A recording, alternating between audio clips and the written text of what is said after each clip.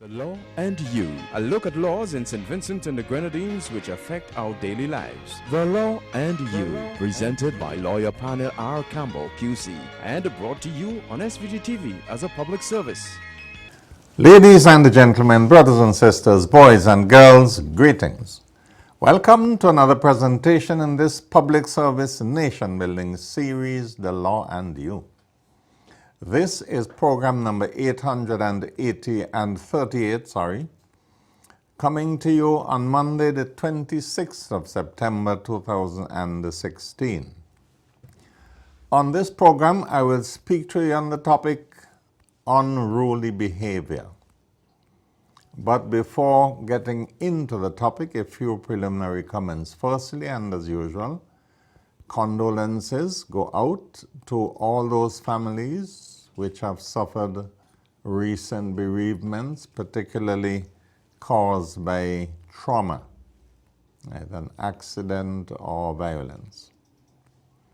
And in particular, I would like to send out my own personal sympathies to the family of the late leader Ashton, a titan of the spiritual Baptist movement, whose strong melodious voice would be missed by all Baptists.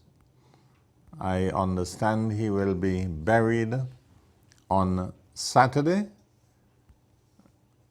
at Lomans Leeward, and we look forward to attending that service. Now, the Court of Appeal commenced its sitting in Kingstown this morning. As we know, the Court of Appeal comes to St. Vincent and the Grenadines 3 times every year for a week at a time to hear appeal cases. Cases on appeal from the family court, from the magistrates' courts, and from the High Court. I want to wish the Justices of Appeal all the very best, and in particular, Madam Chief Justice. Welcome to St. Vincent and the Grenadines. I know the judges usually enjoy their tour of duty here in St. Vincent and the Grenadines. I want to send out very special happy anniversary greetings to 2 couples in the religious communities. Firstly, Bishop Hollis Charles and Sister Charles celebrated their 50th anniversary on Saturday gone. Congratulations to you, Bishop, and to you, Mother Charles, for that glorious milestone. I know you have been a giant in the religious community, and I hope both of you would have many, many more years of togetherness. And then our own patriarch, His Excellency King Edmund John, and the Reverend Mother John of Belmont, they celebrated 59 years of married bliss yesterday. 59 years. Now, I have known Bishop John for a very long time, and since about 1994, I have been associated with his St. Elizabeth Spiritual Baptist Church at Belmont. In fact, I'm one of the pastors under Patriarch Edmund John. He is and has been for the past few years an amputee, but that has not stopped him praising his God and worshiping to the fullness of his capacity. Bishop John and the Reverend Mother John, I know the Lord has blessed you, and may He continue to hold you in His highest favor, and may He grant both of you many more years together as you continue to serve Him the way you have been doing. Excuse me.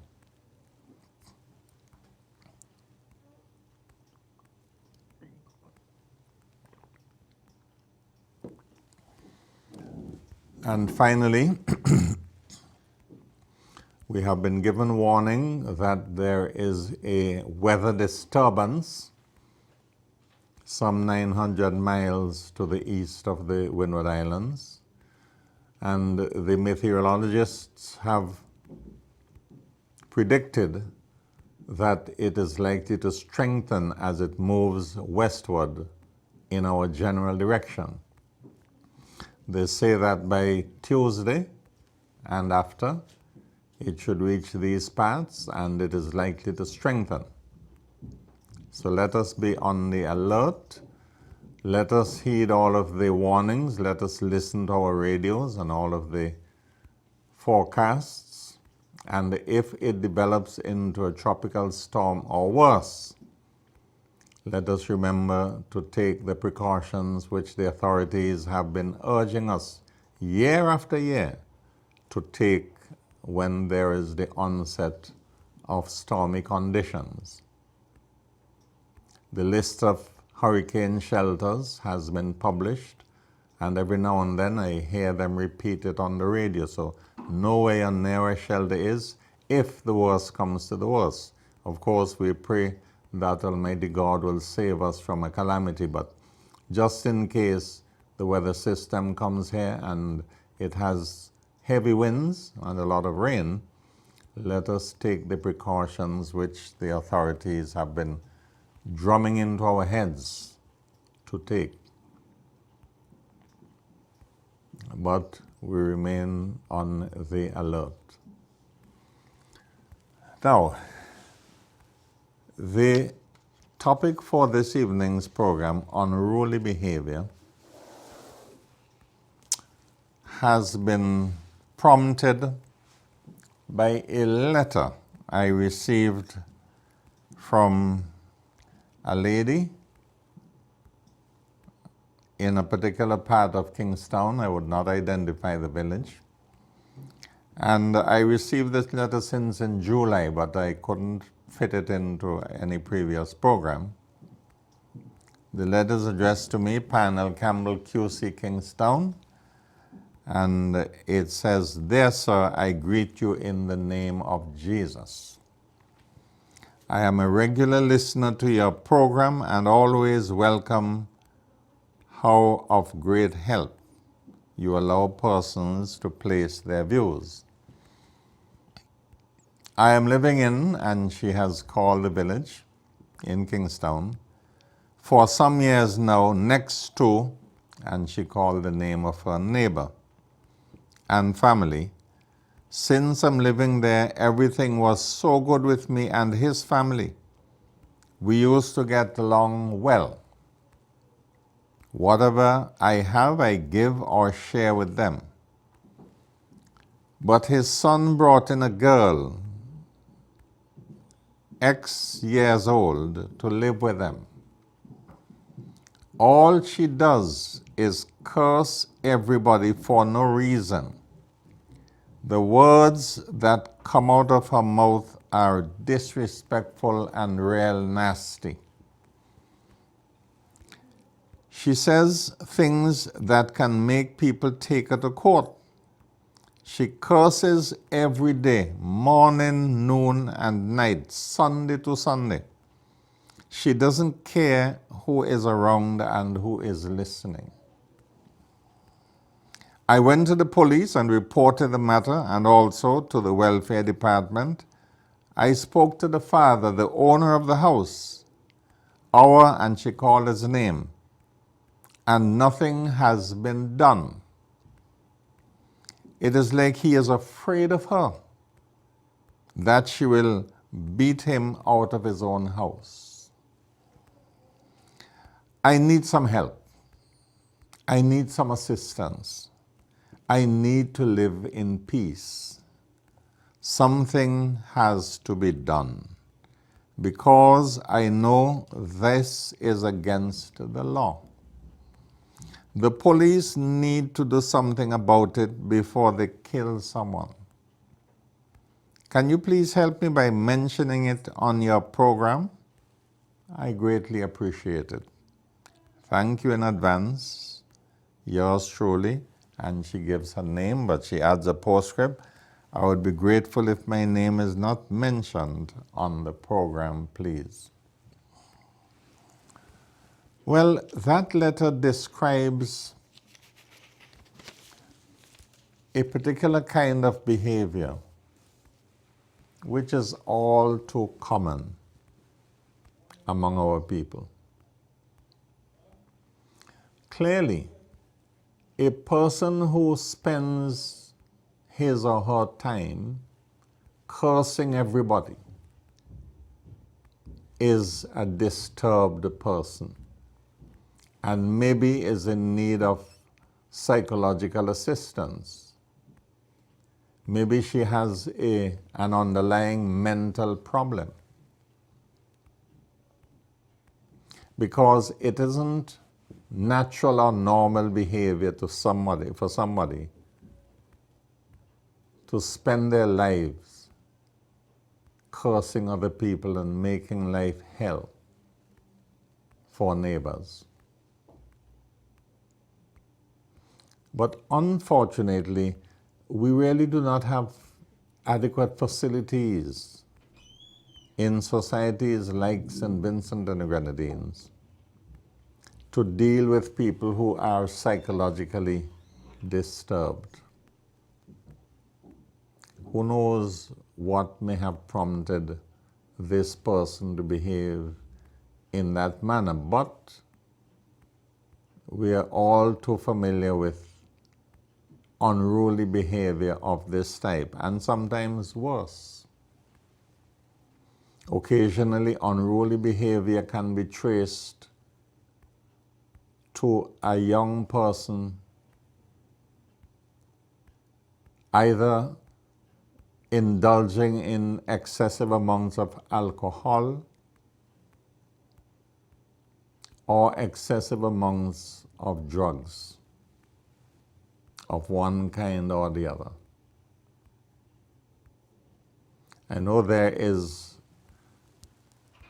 a spasmodic debate on the benefits or otherwise of marijuana. I say spasmodic because it isn't sustained, but every now and then there'll be an article in the newspaper, and some of the articles have been long and thorough, particularly those by the pharmacists who have cared to comment on the subject. But we can't escape from the fact that in some persons, particularly young persons, the smoking of weed is usually accompanied by unruly behavior. And not just unruly behavior, but by criminal behavior, because sometimes young persons who can't handle the weed become utter misfits in their homes. And those who graduate from marijuana and go on to crack, or crack cocaine, or other substances, then they become monsters in a home. They would sell out everything they can lay hands on which can be removed from the home for next to nothing to get money to sustain the habit. They go around scrunting everybody. I'm not saying that all unreasonable behavior and all unruly behavior is attributable to drug taking, but show me an addict and I will show you an unruly person. I've yet to come across somebody addicted to either weed or other drugs whose behavior is calm and normal, so that those who defend the smoking of marijuana have to take into account the effects of that smoking on a lot of the smokers. Now, There may be people who smoke marijuana, but who do not really manifest symptoms of unruly behavior. There may be. I have not yet come across one such person, but I am assuming there could be. But the correlation between smoking and drug taking and unsocial behavior is quite clear in my view. One of the reasons why young men exhibit a high level of unruly behavior lies in the circumstance that they may not have had a father figure in the home to assist with their bringing up. I've said before on this program, there are many mothers bringing up children without the presence of a father in the home. And where young boys are concerned, it is very important that a father figure be around to mold them and guide them, assuming, of course, that the father is not a bad egg. But lots and lots of the young men, and if you speak to any teacher in a co-educational school, that teacher will tell you how difficult it is to manage students these days, particularly the male students. And when examination results come out, we see the preponderance of female students who do generally better than the male students. Of course, not in every case, because the person who got 20 CXC subjects was a boy. So I'm not saying every boy does badly. There are some boys who do exceptionally well. But when you look at the figures, if you look at all the university campuses of the West Indies, you will find that roughly 2/3 of the students are women.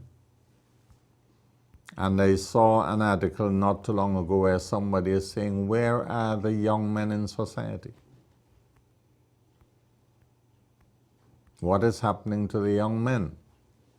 Well, part of the answer lies in the situation of the home, where there is no male figure setting an example, nurturing young boys,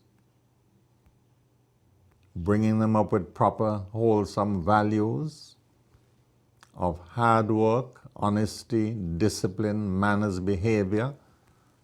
Where that is lacking in a home and you have a mother struggling on her own with several children without the help of a father, then you get a situation where a lot of the young boys grow into young men without any kind of mentorship by an adult male. And when they leave school, because again of high unemployment among youth, they may not get a job and they drift into a life of idleness and hence into bad behavior. In the case of women, you will find in the society the proportion of women who lead lives of unruliness is much smaller than that of the men. And if you want to prove that hypothesis, just go to the prisons, where you will find over 300 male inmates in the prisons in St. Vincent and Grenadines, and less than 24 female offenders in prison. So that statistic alone tells us that there is a great imbalance between the behavior of men and women, because generally it's people's bad behavior that lead them to jail. Excuse me.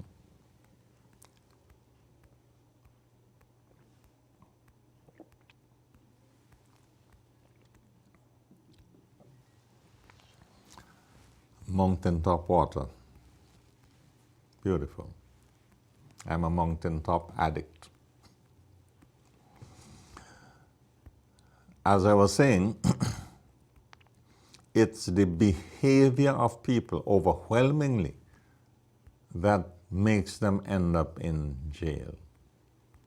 So where you have 300 to 400 men and less than 24 women in prison, and these statistics are there for all time. There's not an aberration. As far back as when I was in charge of the prison as Minister of Justice, that was the proportion. In fact, during my 10 years Minister of Justice, there were over 250 persons on the average incarcerated, of whom no more than 12 at any one time were women. And that proportion has remained constant throughout the years. So that when you find an unruly woman, she stands out. And the police, they get fed up of hearing complaints about certain people. Occasionally, they charge them for disorderly conduct or violent or threatening behavior. And they go to court, and in most cases, they are convicted, reprimanded, and discharged. The magistrate may give them a scolding, make them promise that they would not behave so badly. They would hold down their heads and solemnly promise the magistrate to behave better next time. And when they reach back home, they start with the same bad behavior or worse. They make threats against those whose complaint led them to be charged in the first place. And magistrates do not want to send a young woman to prison, particularly if she has young children to look after, because that is going to impose a severe burden on the children or on those in the home who have to look after the children if these women are put away. So generally, you find that women would only get custodial sentences when the situation is really overbearing or when they have committed a serious offense. Now, to the good lady who wrote me that letter, I don't know if by now you've had any lessening of the cursing. You said morning, noon, and night, Sunday to Sunday, according to the letter, which has driven a wedge between you and the neighbor with whom you previously had harmonious relations.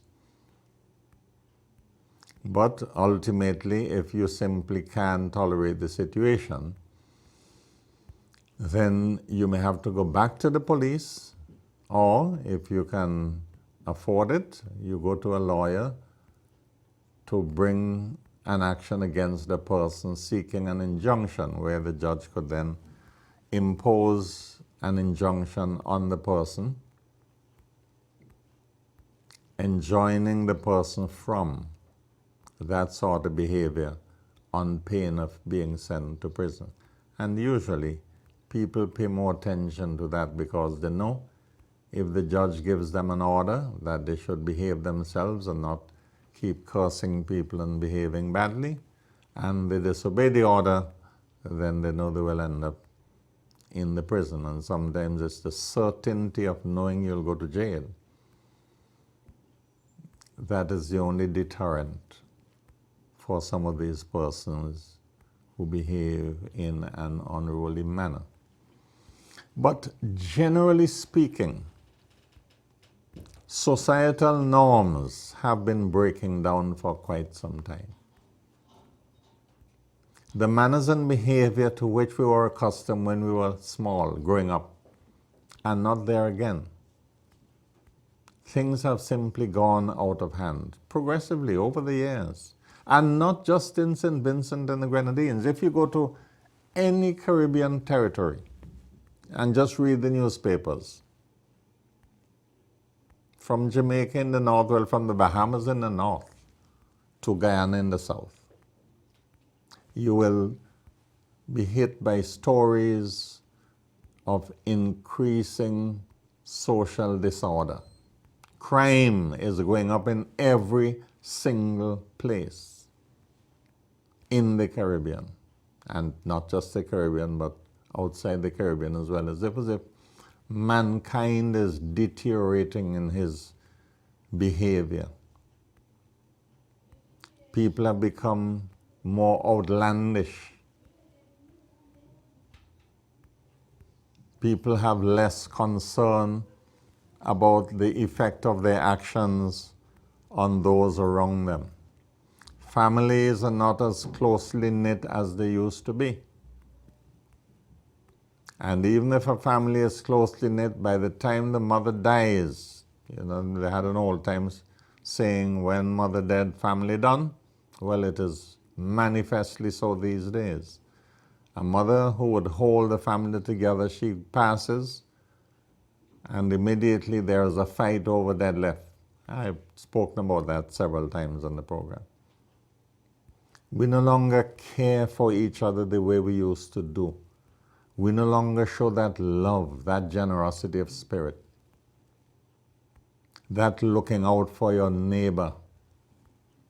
So that generally behavior in the society is deteriorating at a rapid pace. The sort of language you hear on the streets, from even children, things that you as an adult, you hardly use those words. In fact, most of you would not use those words. But they're common language. People in common language used words, not cursing anybody, not in anger, just as a normal adjective. Some they have copied from the American vocabulary, gangster vocabulary, and talk about that. A lot of the music that is pervading the lives of young people is not what you can describe as wholesome music. It's music that tends to encourage a certain kind of behavior. You hear so many songs saying, "Let we behave badly, we mash up the place." That is apparently the common currency. So society is getting worse and worse in terms of behavior. And the mechanisms to deal with it are not very well established. So that there are many evils that we have to try and live with. I would simply urge those of you who have to deal with the worst aspects of unruly behavior to continue to show tolerance, restraint, and if you can avoid unruly people, you avoid them. But ultimately, only the good Lord could help this society and other societies like us. That is all from this program of The Law and You. Program number 838. I look forward to being of further service to you next week, Monday DV, for another presentation in this public service nation building series, The Law and You. Do have a very pleasant week, ladies and gentlemen, brothers and sisters, boys and girls, and may the good Lord continue to bless and guide us all.